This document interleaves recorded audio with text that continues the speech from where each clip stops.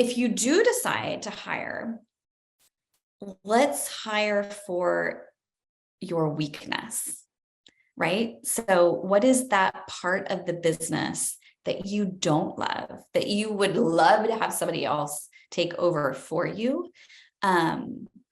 So what, think through, first of all, what is it that you love to do?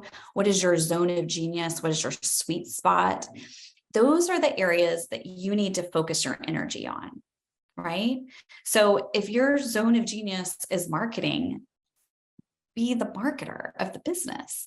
If your zone of genius is really just design, then let's figure out a way to have support people around you so that somebody else is bringing in the marketing, bringing in the clients, and supporting you and handling your calendar and all that, so that you're just able to design.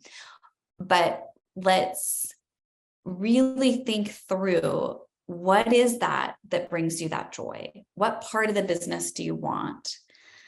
And don't assume that you have to be this, one specific role just because you're growing. But think about what part drains you. What tasks really suck that life out of you and are kind of, for lack of a better word, soul crushing.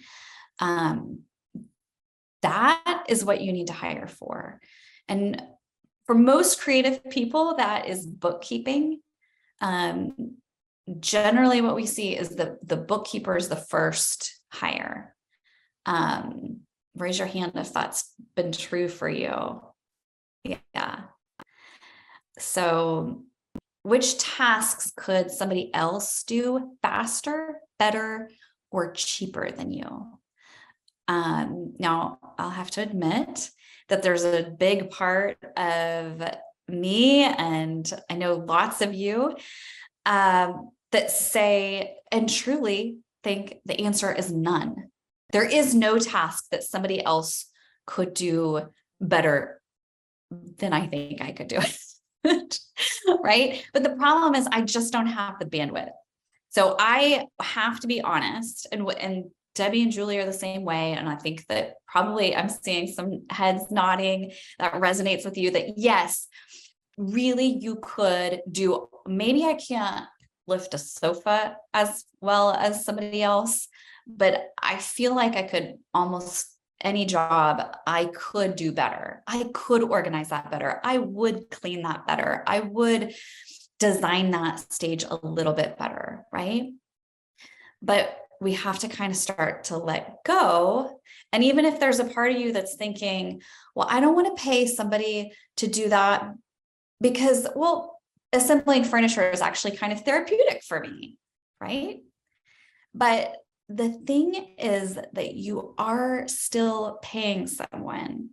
You're kind of paying yourself. You're paying your most valuable and most expensive employee, which is yourself, because your time and your energy are extremely valuable. We all only have so much energy. It's not just time, but it's honestly, it's energy. That at some point we burn out. At some point we get sick and exhausted. And we need to recognize that before we get to that point. And we need a way to put a number on what that value is. So for example, if you could do a 2-hour consultation for $300 or $150 an hour, then that's kind of an indication of how much your time is worth. Now, obviously, and not every hour is billable and all of that.